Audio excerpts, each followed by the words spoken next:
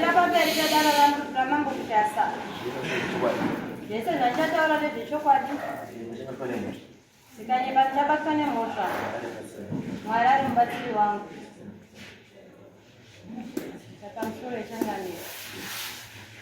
Zita rangu ndoziveri mudziva.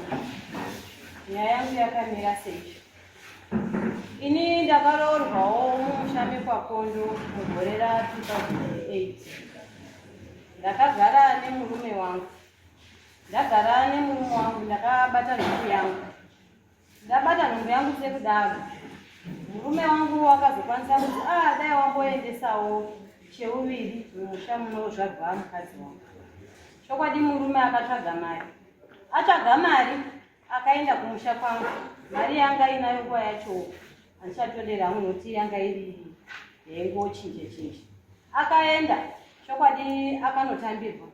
Atambirwa kudaro akakwanisa kunobhadhara $20 panguva yacho iyoyo chete. Adzoka akauya nekapepa kacho ndikakaona ndikati ko wazobhadhara $20 sei wanga wabva nemari yakawanda. Akakwanisa kuuya akatochena akaita sei akati ndazotenga hembe dzangu nemateki zvese izvozvo. Ndakati aiwa asina mhosva. Ndakagara nemurume uyu. Murume wangu akazokwanisa kuendawo kubasa kuSouth Africa. Aenda ikokoko ndakasara. Nhumbu yakakura. Nhumbu yakura vana mbuya vakati hazvigoni kuti uponere pano. Chienda kuFairview uko kune vechechi. Chokwadi ndakaenda ikoko. Ndaenda ikoko sekudaro. Ndakagadzirwa nepamuvheni ndiri pamba. Aiva nabamukuru nevamwe. Ndakapona mwana wangu zvakanaka. Ndapona mwana wangu zvakanaka. Mwana wangu akaita mazuva kuyamwa painetsa. Kuchinetsa kudaro, munofunga pandakazvara mwana wangu, mazamo aibuda mukaka. Saka rimwe zuva ndakarara, ndakaita zvekurota, riri voice rakati izvezvi chimboyamwisa mwana wako. Zvadaro, pandakabata mazamo angu ndakaona hasisina chinhu. Tikati chii? Ndakagara chokwadi. Zamara ndazotaura. Ndataura kudaro, ndakanzi enda kodhibhitari. Ndakaenda kodhibhitari chokwadi nemwana achikwanisa 1 week. Ndabva ipapo tete akazobva kumba kwakondo kwakushekwa kuchinitora. Anditora takaenda kumba. Takagara mwana anga asingayamwa. Kwakugara pakakwanisa mwana wangu 2 weeks ndipo pakaita dambudziko. Pana tete anga ari ikokoko. Tete yeye wakazongodaidzirwa kuti tete yeye wadona abva afa kudaro. Ndipo pakazonzi imi muri kuziva here kuti mwana waSifas ari kurwara. Zvadaro vanhu ndopakatanga kutora matanda. Ndikati ini dai zvaigona. Ini mukukura pangu handizivi mushonga. Dai zvaigona nditsvagirewo vanhu vanonamata. Chokwadi vanhu vanonamata vakatsvagwa. Vatsvagwa panga paine rufu sekudaro. Vanhu vakaungana. Vaungana takapinzwa murumu. Matakapinzwa. Takapinzwa kudaro. Semunhu anga asina hama ndakagariswa kwangu ndega. Ndadaro vamwe vakamboti nhumbu haisi yemumusha. Tete aiva pakati chokwadi ndinokupurira muroora nhumbu ndiyemumusha. Zvikazi aiwa pamwe akarara nabamunini. Tikati bamunini ndatotanga kuvaona nhasi parufu. Zvikazi nevamwe paiva nevanhu vekuboche. Zvikazi aiwa muroi. Zvari muroi mukangire nyimo mumise kumusana. Ndakati aiwa handina chandinoramba. Asi munotitaurira here kuti nyika yose hainawo varoi. Kuti zvotanga kwandiri izvo zvakapfuura. Vakadaidzwa chokwadi vakauya. Havana chakakwanisa kutaura. Vakangoti zuva remangwana chizoya kwatinonamatira. Chokwadi zuva remangwana rakaedza. Ndakasimuka inini natete nabamukuru nabamunini tikaenda. Taenda kudaro takasvika tikatsvaka rubatsiro. Hapana chakanyanya kukwanisa kutsanangurwa. Asi kuti pana tete ndiye akadona. Wabva atsanangura zvakatsanangura. Asi zvakatsanangura inini ndiri muroorwa handina kwanisa kudini kuti ndinozvitaura. Chokwadi vanhu vaivapo panguva vakati izvi zvataurwa izvi hapana unokwanisa kunozvitaura kumba nekuti tiri vadiki pazviri. Isu ngatingokumbira kuti mwana wedu aite zvakanaka. Chokwadi takangoitirwa munamato. Ndichidzoka kumba pasina mazuva mwana wangu akatanga kuyamwa zvikapfuura. Ndakagara ndichigara. Tezvara wangu anova tezvara wakagara vakatanga kundirova. Vandirova kudaro ndakangonyarara ndikati aiwa ndozvinoita kuroorwa sezvo airovawo nambuya. Kechipiri zvakare wakandirova wabva andipisira Zambia. Ndikati nhai baba, chandakatadza chii? Vaikwanisa ngotaura kuti ai wewe une mushongo uri kucherera pamba pangu. Ndikati baba, ini handina chandinoziva. Ndonyarara ndongoshingirira. Kechitatu zvakare wakandirova futi. Ipapo apa vana vacho vakadzamara vakazombomudzosera. Ndobva zvapfuura zvakadaro. Ndikagara pamba paya. Zvadaro murume wangu wanga akuita misikanzwa achiita zvevakadzi, asi ndakangoshingirira ndiripo. Ndagara Tezvara akadzamara akazopopota. Ini ndikati ini zvepana ndichazvikwanisi nokuti tanga tavakawana nhume yedu pasaidi pawo. Tezvara akasvika pakuti inini handina muroora wandinobikisa pano. Chokwadi takatuta neusiku ndikaenda pamba pangu pandinogara. Ndakagara kudaro Tezvara vaiuya ndotovabikira sadza vachidya vachienda kumba kwavo. Ndikagara murume wangu haana kumira kuita misikanzwa, asi ini ndakazvitambira ndikati chandiri kuda kugara mumusha ndichichengeta vana vangu. Vamwe vakadzi vachitouya kana pambuya ipapo, asi ndaenda ndichichema mbuya we unayo dambudziko randiri, asi hapana akandibatsira. Ndikagara ndava pamba pangu. Matambudziko aingouya asi ndaishingirira ndiripo. Ndagara sekudaro ndakachizoti muna musi wa16 April gore rino iri Tezvara uya haana kumira. Wakauya zvakare kumba kwangu. Ndofunga ndingati pane nyaya dzanga dzaitika nokuti ndichidzoka kumashure. Ndakarwara gore rapera. Ndarwara kudaro ndakaenda kuchipatara. Ndaenda kuchipatara ndakanoteswa. Ndateswa kudaro ndakabatwa HIV positive. Zvinhu zvakandibata. Dzamara BP yakakwira. Ndobva ndabatwa futi BP, ndobva ndapinda pamushonga.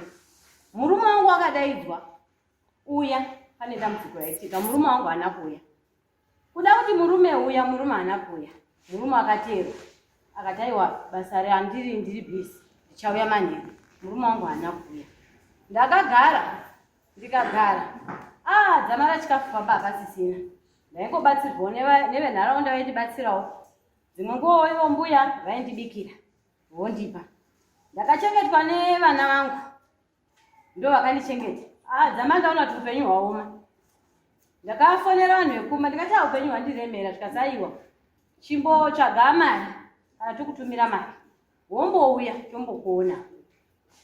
Chokwadi vakatumira mari. Ndikataurira murume wangu aina kufunga kumbodii kumbobuda. Murume wangu akafunga kuti kunyepa. Anga angori kupi kutauni ikoko achiita madhira ake ikoko. Zvadaro chokwadi ndakabuda ndikaenda.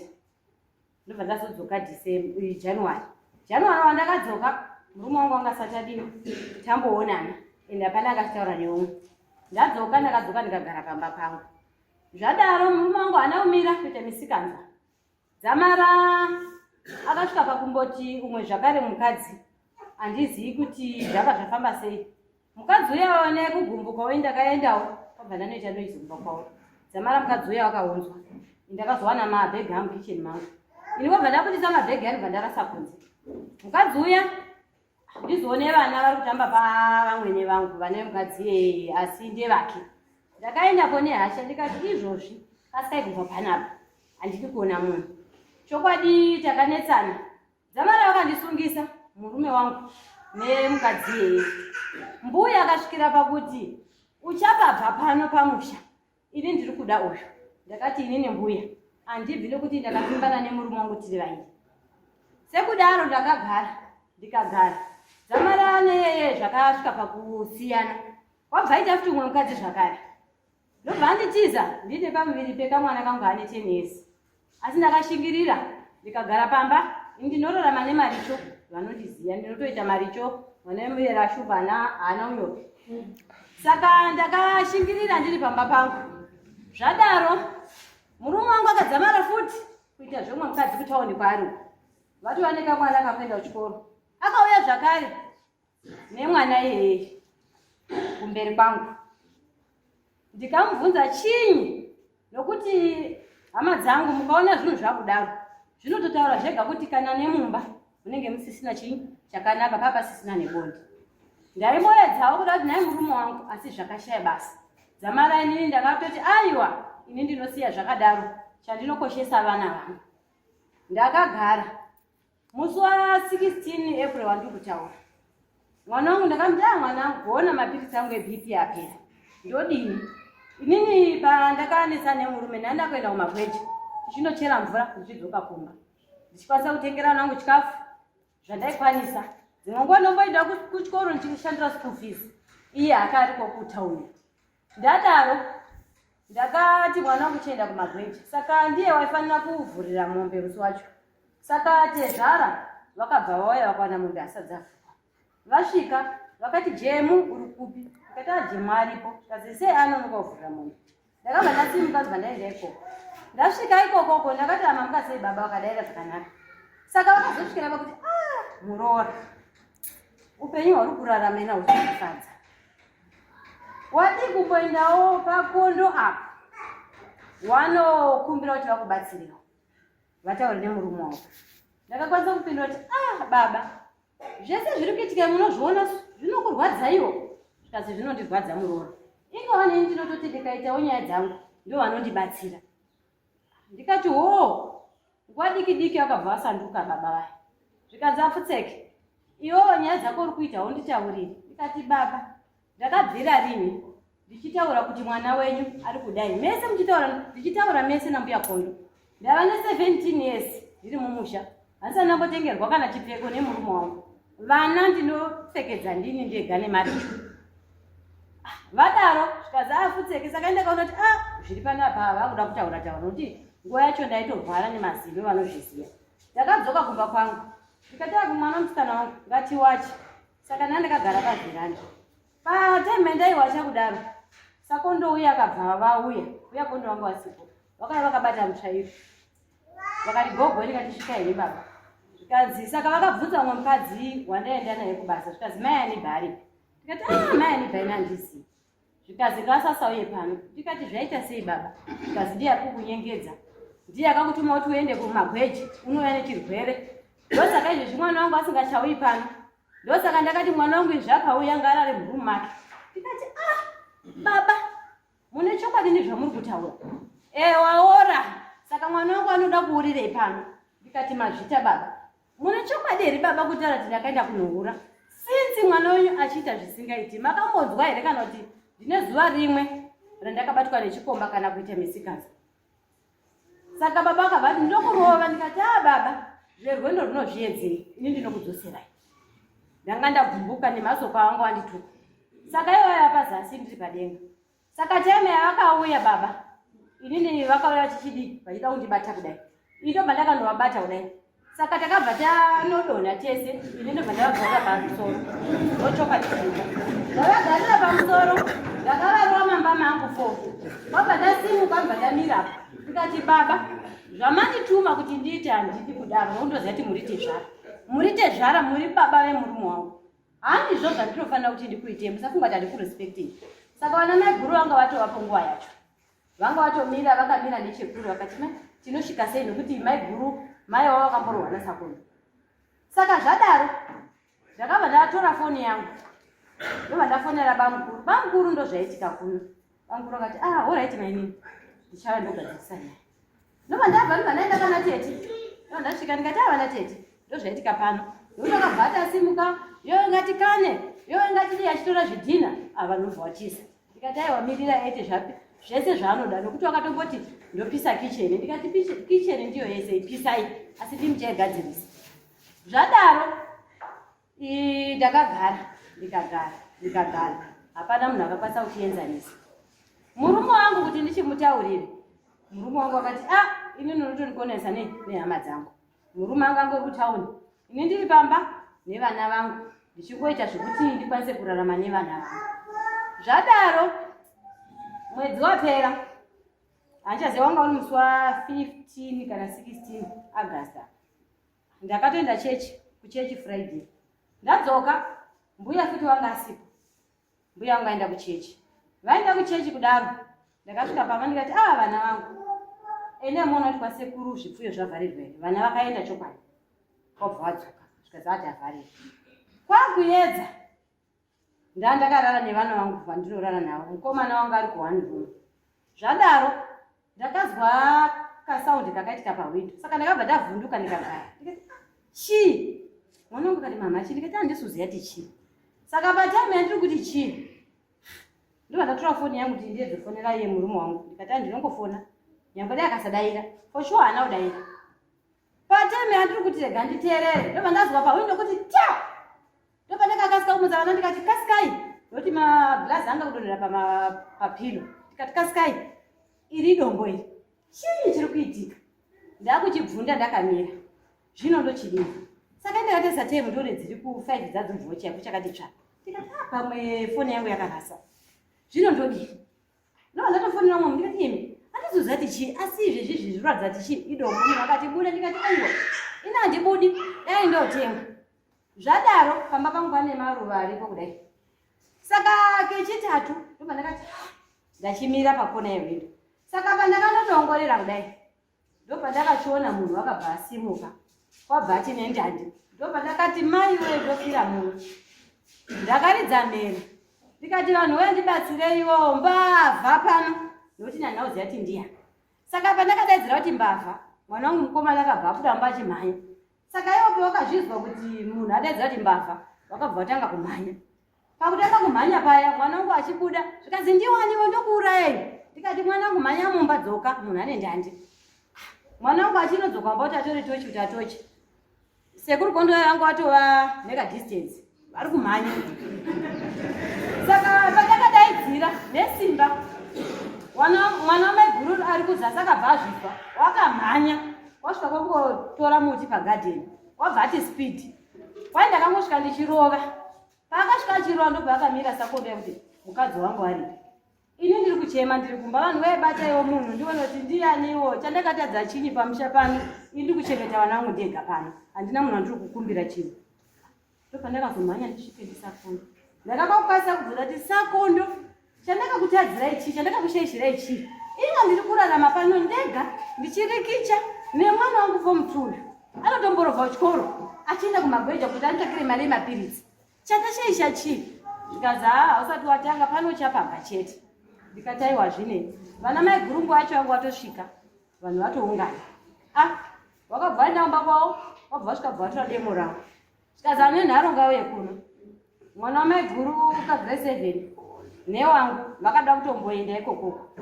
Ndikati aiwa musaende munotemwa. Wakabva wamira vari ikokoko kubva wapopota. Ndapedza kudaro ndakatora foni yangu zvakare ndobva ndafonera bamukuru. Bamukuru ndozviri kuno. Ndobva ndabva ndobva ndaenda kuti pana tete ndobva ndanofoni ndanotaura pana tete ndozviri pano. Ndikazi alright. Sakondo vari muno vakati alright ndiri kuuya. Pana tete vakati nasakondo uku wakamwa munosvika mukazvikazi aiwa ndinoenda ndoziva ndotaura naisei. Chokwadi vakauya handiziti vakakwanisa kutaura chii. Ndobva ndatora foni yangu ndobva ndafonera mbuya vangu wasipa vangu vaenda kuno. Vakati aiwa ndiri kuuya. Vachiuya vakangosvika vakati inini zvepana ndichazvikwanisi nokuti ini ndakatomboda kupfuura mwana sekuru kondomarigiso. Ini handichazvikwanisi ndakuendepi pasabhuku. Ini ndikati ini ndakuenda kumapurisa nokuti handichazivi kuti mangwana vachandifungirei. Ndakatoronzera njena mapurisa. Mbuya wakatoronzera vachiuya pasabhuku. Chokwadi sabhuku mangwana vakazouya. Vauya kudaro ndakaona kuti vasvika. Saka inini handina kudaidzwa. Pandisina kudaidzwa apa ndakabva ndati ko zviri kufamba sei. Ndakasimuka ndikati chirega ndiendeko. Pandakasvika ndakazi aiwa imimi bvai pano. Tiri kuda kutaura nehama yedu. Tozouya ikoko. Saka pakaina vamwe pamunini munini wasakondo. Saka vakataura ikoko vakataura. Kwabva vachizouya kumba. Kumba vakangoti aiwa muroora nokuti ndichiona sabhuku ndibaba. Vakati muroora ndagadzirisa. Garai zvakanaka. Ndikati baba asina hapana kundijekera. Nokuti ndaida kuti vanditsanangure sakondo kuti ndakashaishei. Ndozvandiri kuda bedzi. Nokuti nhasi mwana wavo haachauyi pamba. Ndini ndakuzi ndini ndakurara munodziya. Mwana wangu wamhuka wakurara kunze. Ini ndinomutuma here kuti aite chigure. Zvakabva tanyarara zvakadaro. Takagara tikagara. Nokuti ndakati sabhuku ndakanga ndafunga kuvasungisa. Asi sezvo mataura kuti musavasungise, aiwa ini handichaiti kudaro. Ndadaro ndakagara mazuva mapurisa yakabva azouya. Akati mhai manga muchifunga kuti ndidini. Tikati aiwa inini handisisina chachakwanisa kutaura. Ndakabva ndazofonera hama dzangu ndikati hama dzangu ndakamboshingirira ndichigara chokani ndisingatauri. Asi izvezvi Sakondo handichazivi kuti vachasvika pasi nenyaya zvavazviti. Zvakadai hama dzangu ndikati aiwa sezvo tanga tagara toda kuuya ikoko tichauya. Chokwadi takagara. Hama dzangu unobva dzazofona tikati tafunga kusvika unyango musi wa1. Tikati aiwa zvakanaka. Vadaro vakafonera mukwasha tiri kuuya. Sunday ingava Monday ingava kumba. Mukwasha wakangotsenga kati handisi kumba chitika zaiwa. Taikumbira kuti mbosangane kupi kumba kwako. Zvadaro vana baba vakasvika nehanzvadzi yangu. Vasvika kudaro vakasvika mukwasha pasina. Monday vasvika vakati taikumbira kuti tiende kwaSabhuku. Ndo kwatinodini kwatinotanga kusvika kuti tinozotaura zvimwe zvese tasvika kwaSabhuku. Chokwadi vakaenda kumupurisa zvinoteedzerwa wabva wachiswa kwaSabhuku. Vasvika kwaSabhukuwo vane matauriro avakaita. Vataura sekudaro vakazi aiwa dzokari kumba kwenyu munogara pasi nemhuri yekwaKondo. Vadzoka Sakondo nambuya Kondo nemunin'ina wavo ndo bedzi vanga vari panguva yacho. Zama vabereki vangu vakazoti ini saka munotsaura kuti musha kwaKondo ungone vanhu vatatu here. Ndo pakazotanga kudaidzwa vamwe vadaidzwa. Vana baba vangu vakati Sakondo tanga tiri kumboseka tichitaura nyaya tichidini. Zvino zvatava ground isusu tikauya kuti timbokuyanganisei tizwe kuti muri kugara sei. Zvechokwadi vanhu vakagara mukicheni vana tete vanani vakauya. Vauya kudaro nyaya yakataurwa. Sakondo makarova mwana wangu kangani. Sakondo vakati kandinotondera katatu. Zvikazi katatu kanzi zvikazi muchizviitire. Zvikazi wombonyara zvazi hasha. Zvikazi hasha handichazivi muruda mwana wangu here kana kuti muri kuzvifambisa sei. Vakaramba vakanyara. Zvikazi aiwa Sakondo inini hangu chandinoda kuti ndiyananise vanhu. Asi maitira makaita ini ndinotokuripisai. Saka vakataurirana. Sakondo vakanzi mufanira kuripa. Ndiripei. Saka vana baba vakati ndiripei $100. Varipiwa $100. Chokwadi mari yakadii yakanotsvaka. Wabva vaivapiwa. Vapiwa kudaro vanhu vanga vakamirira kuti mukwasha achasvika. Mukwasha haana kuuya. Monday, chipiri, chitatu, mukwasha wofonerwa. Ko nhai mukwasha wapapi? Ombonyepa kuti ndiri kuuya. Ndati vamuroti. Ini ndikadazomufonera mubvati ndiri kumbodiwana nekokoko. Handina mari yebhazi. Vana baba vakati aiwa mukwasha kana usina mari yebhazi tinokutumira wouya kumba. Tauya koenzanisa hatina kuuya kuzokana. Mukwasha haana kuzvifunga pamwe akati ndoda kurohwa. Zama raFriday hanzvadzi yangu yakakwira ikadzokera. Yadzokera mukwasha ndobva akazouya. Tanayo Pandamuda kusvika nyaya yenyu chaiyo ndekuti according kuSamuel wenyu matimu wari kukudzingai chokwadi. Saida kuti zoti ari kukudzingai pamba ndiani? Ndo pandanda kuchisvika. Ari kundidzinga murume wangu wakachizobvunzwa auya. Kati inini mukadzi handichadi. Torai mwana wenyu mudiki muende naye. Adaro vanhu vakabvunza kuti naini ndo mutemo here unoitwa kuno kana kuti zvakamira sei. Saka vadaro vakabva vanzi alright kana zvirizvo zvinoitwa. Isusu sana baba ndinoziva kuti kutura mwana womunhu imombe. Vadaro tine mombe yedu yatatiinayo yandakabvisawo maoko angu kuti mombe iyo ibhadharwe. Murume wangu pakati torai mombe iyo imutengese. Saka mombe iyo yakatorwa ikatengeswa mari yacho iripo. Zvadaro ndipo pakazoti rimwe zuva mbuya vamwene vangu ndaitaurawo nevamwe mbuyawo vandaitaona navo. Saka ivo vakabva vazopindirawo panyaya iyoyo vakati uri kuti urasiya zviro zvako pai? Kasika tora zviro zvako zvese nezvidhina nemarata ubve pano. Zvitori nani tise mutorwa stendi yatuwana anoida mangwana chaiwo baba vari kuende piri pasabhuku ndipo ndakati naye mbuye ndakashaishei zvekuti nhasi ndine vana havazodzokere vachigara kana kuti iyemi ndinogara semuraramiro wandaita ndiri pamba pangu. Ipapo ndobva nenyaya yekuti vakanditi ibva tutatwa kutwese uyendi vana mbuya. Ndine vana 3 vakomana veviri. Mukomana ne 16 years, musikana ne 13 years, mukomana mbika ne 10 years. Saka pamukomana mukuru apa Sakondo akazoya futi musogumisira kuti mwana mboya ndichiye kwasadhuku ndichitaura nyaya dzangu. Wakazosvikira zvekare pakutaura kuti imimi sekuru imi muri kuziya here kuti mwana wenyu ane zvakaita mumusha. Mwana uyu akaramba kuyamwa kuratidza kuti haasi wemakondo. Baba vakati 16 years muzvitaura nhasi zvabvepi. Saka ipapo ndo pandaida kuti ndosaka ndati ndauya. Sakondo nhasi ishamwari yako mangwana murengi. Mangwana ishamwari yako mangwana murengi. Nhasi anenge ari kusaidi kwako mangwana kana ari soba ari kusaidi kwenyu kana akadhakwa ari opposite. Ndizvo ndikuona mamutu makawanda ka ndikutoona kuti Sakondo ari kusapota. Sakondo zvavanoita chokwadi chandinoona. Sakondo akasvikira pakutaura kuti inini ndinenge ndichitaurirwa zvandiri kudinizvi nekuti nyaya dzese dzinochiitika inyaya dzinenge dzakadi dzichitaurika asi unozonyepera kudini kumwa obva ataura masoko ake ndozvinoita Sakondo ari sobva atauri asi akazongoti imwe ndo paanoya kudini nokuti nguva yacho akatozomboya kuma10 dzeusiku asi iye unotoziva kuti vakauya nguva ina ndivhuridho. It's okay. Right. Nyaya ipambiri yakaita dzakufana nenyaya dzemakuchizwawo dzavo kurambana akushamisi asi tiri kuti mutemo kana makurambana kunomboti chii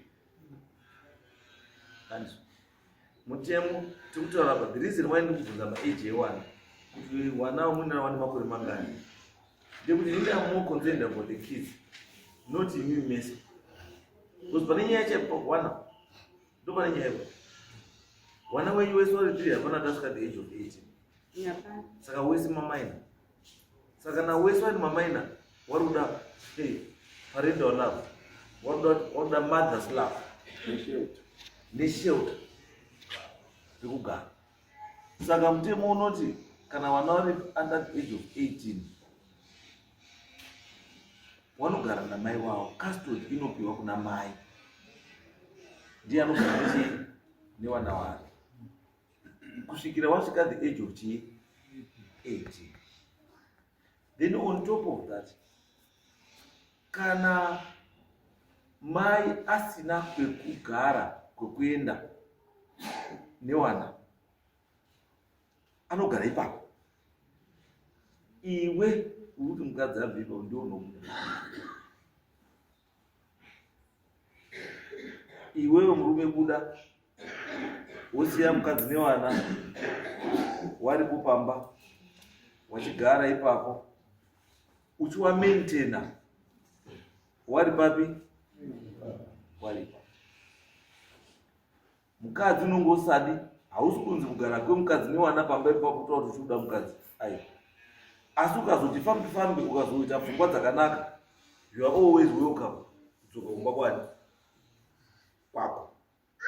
Asi kana kuti hauchadi you move on nelife yako. Asi izvozvi zvichiri kukubata kuti mukadzi uyu asabve pamba pako inyaya yechi yewana wako neage yechi yewana, nekuti even wana wacho wakabva nemukadzi yeye pamba ipapo kuriko here kwekuti wanonogara namai wacho. Ndo pari kunzi hakudi hakuna. Then kechipiri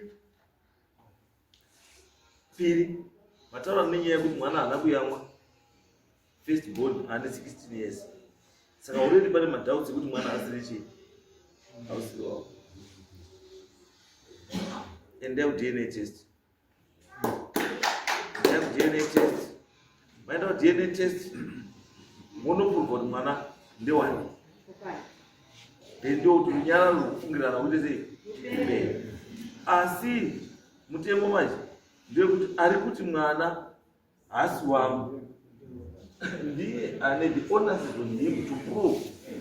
Saka it's your duty to pay. Ndio chabhadhara che kuti DNA test iitwe kuti zvione kuti mwana ndewani ndewako here. Andizvo? Yes. Yes.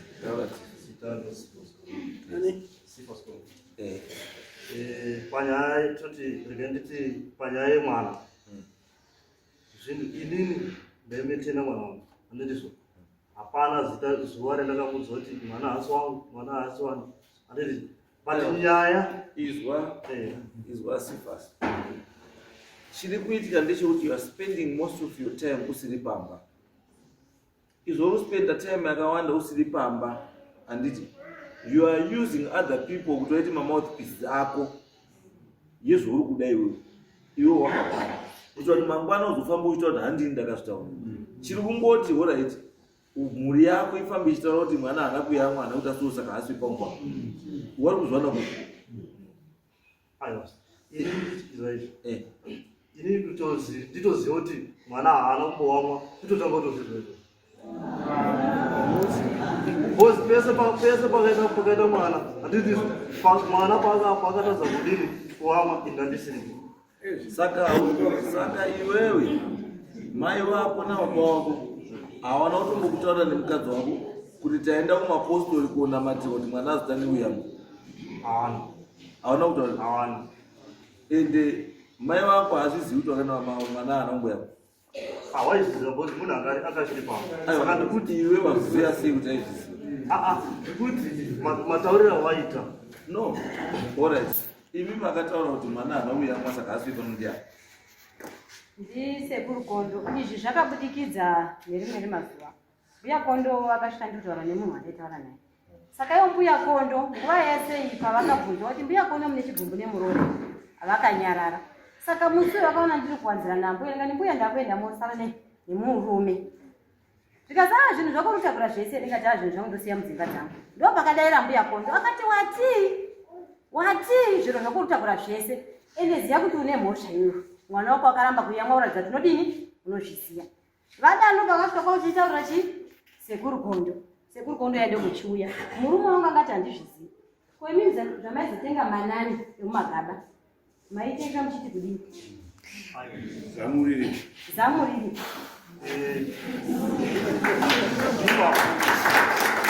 Ipapo chaitandaitira ndechekuti ini pendakauya inini andidika ndichibva South Africa anditi ndichibvunza mwana haasi kunyatsa kuwamwa hindawa hawana kundiudza kuti pane zvakapoitika hawana. Unoziva here chinokwanisa kukonzeresa kuti mwana asayamwa? Hauzivi? It's not always the case yekuti problem ina mai. Iwe wakadarikira nhumbu. Chinoti mwana asayamwe is not always mai. Newe ukadarikira nhumbu mwana hayamwe. Ndosaka muchitaura kuti vana vangu kana wakadzi waine nhumbu especially wakuma 7, 8, 9 batai wenyu wana mumabhurukwa wabatei sungai imbwa dzenyu. That's the reason kuti mukadarikira munokwanisa kuita mukadzi aite macomplication. Because vanhu vamucharara nawo hausi kumboziva kuti munhu waurara naye munhu akaita sei. Because vakadzi mazuva ano vamwe vacho vane matambudziko ekuti zvinhu zvimunakire anoshandisa mushonga. Mushonga unoshandiswa wanopfeka mushonga mabhuruku awo. Wapfeka mushonga mabhuruku awo iwewe ukapinda badzi handisi watowake. Unozwa baba? Watowake. Nyangwe uri kwauri kangoenda kwauri pfungwa yako ndiri kutaura imwe kuti ndakwenda zvinoitika patosukira mumabhawa mimi pane murume kuti akataka kuti ndakwenda munokutobenge nyambomutengere doro rakawanda sei. Saka zvinoitika izvozvo. Saka ndosana kuti nyaya yekuti mwana haana kuyamwa haisiri dambudziko ramai chete.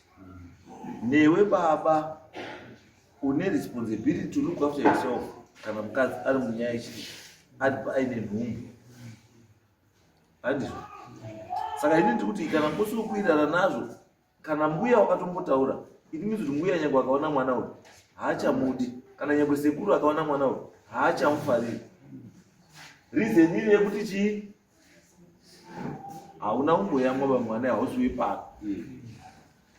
Ende ukaona wakuru chiro wakuchitaura chaane nguva yakareba chiri mwana wari kushaya pekuchitaurira. Nokuti vakatotaura kuti watoita kuti ndibuditse zvanga zviri pamwoyo pangu. Ndikati nguva yese. So iwe shamwari chironga kuti uchenure mukadzi wako uzvichenurewo iwewe uchenure mwana. Kuti mwana azive kuti kwake chaiko ngepi. Kana asidi wako DNA ichataura mai ovha azozadzikisa kuti nguve kwakati. Andrew. Yes. Asi yekuti pamba uripo mukadzi kusvika vana wasvika kuita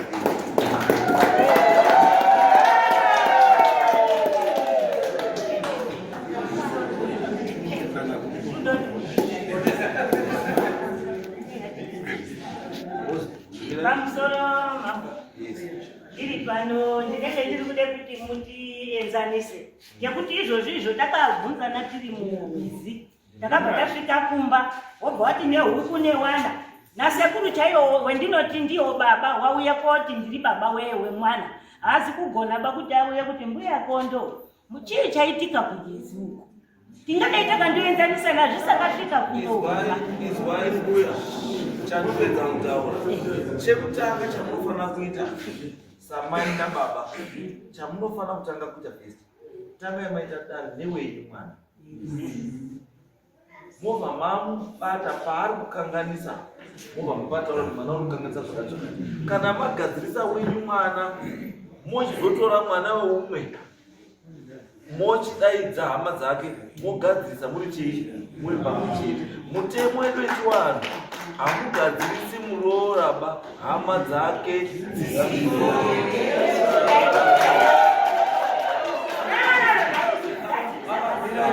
Tiri kuti izwai chandiri kutaura ini ndechekuti ava vana wadika ende vane vana kuti wadiki waruda rudo rwambuya sekuru waruda rudo rwamai nababa. How do you feel in your life? Kuti wazukuru wenyu mwana wasifasi waenda wakubocha waenda na mai wao wakunogara kubocha ipo kwapo tinode kubatsirana. Yes. Nekuti musoro wedaiti nedare redu repakomo varipedza kutsanangura ndakati ndinoziye mwana uyu neye ndinoziye awa ngei wachiti ndikandisiripo wanogana. Otherwise pane chinonga chiripo chisiri kugugaba ngekuti mai wake wakandifonera gurupu raataura remuna waAugust ndandiri kupasika wakati mwana wangu hamuna kumutora ari pamba wanga ari mativi ndakabatikana kwabva ndandozvichengeta. Saka ndakabva ndaziye kuti mativi panenge zvinenge zvichiitika. Shonga yacho irutaura kuti mativi zviri mubhawa haiwa hani mubhawa anenge ari kuona matirwa. Baba wakandidaira kuti hapana musha usina ngozi. Aiwa izwai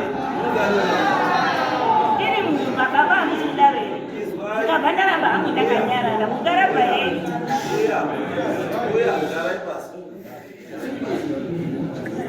andamona mbuya mukona zvakutaura mbuya. The reason why vakuru vedu pataikura waiti mwana uchindoroora wobva wazi muchaire hoko endai mupe hoko abva aenda kwani kwake. Handiti inyaya yechi inyaya yekuti vakadzi havapo vakagadzisana especially vamweni nemuroora ndo vanhu 2 wasikapi wakagona kugarisana. Munganyeperana, mukasekerana, mukatengera hembe, mukaita sei, asi mumwoyo chaimo kunyepa. Saka ndosanduta kuti ava vana ava kuti paite peace mumba mavo, mai nababa kudai mukati memereji yemwana, kudai mukati masoko, musafidhe mwana nemasoko. Andi mwana kana ine zvada kuona kumba kwake ngazvionere chii, because how do you feel mwana uri kutaura iwe wozwa kuti baba wako abaya imba yako, mawindo ako kumba, mukadzi wako nevana vakarara kumba ndereke. What's the intention? Intention day. Intention day. Kana uzwa kuti tezvara wangu ndimusara vari padenga nekurora pamusoro patezvara. Uruti, what type of life is that? Upenyu rudzivo. Upenyu rudzivo. Isai life. Ratezvara nemuroora. Amwe nechi nemuroora. Zvimwe zvinhu zvinotaurika nemuroora ngazvitaure, zvisingatauriki nemuroora musataure. Ai wakati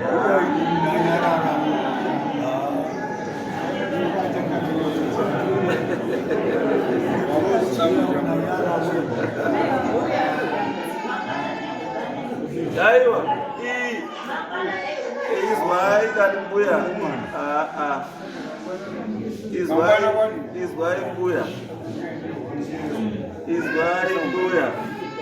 izwai mbuya tati wazukuru vari kuchengetwa nemukadzi uyu, wazukuru wenyu, hawasi wazukuru wabamba wavo, wazukuru wenyu. Ibasa renyu kuwada nekuwachengetedza nekuwakudza zvakanaka.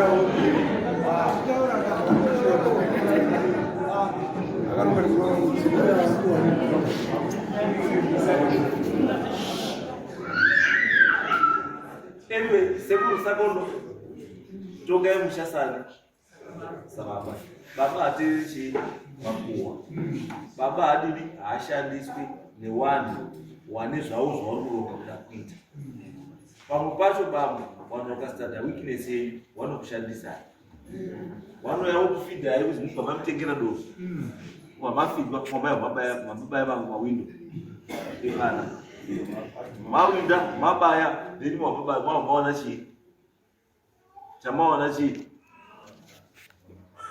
Munoshoreka bamwe muchishandiswa nechii nevamwe vanhu. Muroora handimi makamudaba, mwana wenyu ndiye akamuda. Saka musashandiswe nemwana wenyu kuramba muroora. Kana asati mukadzi ngaarambe ega mukadzi wake sekumuwana kwaakaita. Handimi makamutsagira. Paita wana 3 ndima yapambedha muchimubatsira. Ndima yabatsira. Ndima yabatsira. Kuti wazobudise mwana kutanga wakaita kangani? Mamuri kweli. Mamuri kweli. Woita kuti mwana chingati wechipiri wakaita kangani? Tisingawerengeri 9 months basi. Wakaita kangani? Angamuzwa. Woita mwana chingati wechi3 wakaita kangani? Mamuripo. Zvawaita uri kuita mamuripo makazviwa. Saka ndopinda papi. Saka imi ndopinda papi. Kana makatwaisira huko, siyai vari kuhoko yani. Imi mugara kuhoko yani. Zatopinda munobva kuda matambudziko yese yani. Munoziva. Wana sekuru watoziva isusu. Ndiyo kuti akaona muzukuru ari kwa mutunguri. Panotenga zedi. Change yacho anotenga wazukuru. Unozwa bamwe? Paanosvika achitenga chingwa. Handiti mushopu akuenda kumba unotenga nechewazukuru.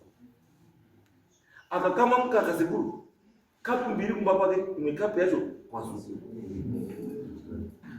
Muzukuru akachema sekuru ndio ndaka kuti chiapo ndisekuru anotanga, baba wacho asati abvunza. Sekuru paanobuda kuenda kuchechi, munhu anotanga kudaidza kuenda kuchechi achimubatisa bhaibheri, anotakura bhegi rasekuru muzukuru. Sekuru paanobuda kuenda kujana, munhu anotanga kudaidza kuti hande kujana muzukuru. Sekuru kana aine secret,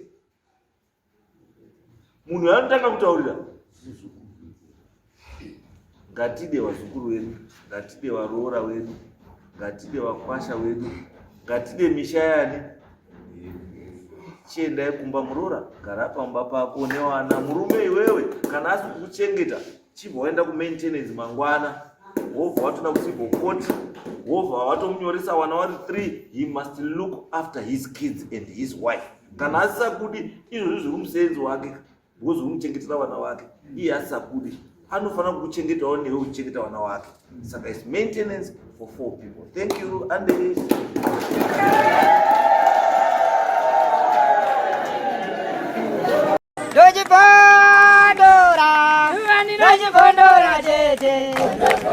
Teachkach MTV inokupa nyaya dzakasiyana-siyana dzinoitika mumatunhu atigere neakatikomberedza, dzinotyisa, dzinofundutsa, dzinokatyamadza pamwe chete nedzinosetsa. Kuti musarasikirwe nenyaya idzi, munoenda paYouTube channel yedu Teachkach MTV, mondo subscribe ipapo, musakanganwe kulaika pamwe chete nekushare, musazokoshiwe kupfanya kabhatani ako ndokabheroka kuitira patinokanda chinopisa munoyeuchidzwa. Teachkach MTV tinodzifamira. Dojibondora, dojibondora tete.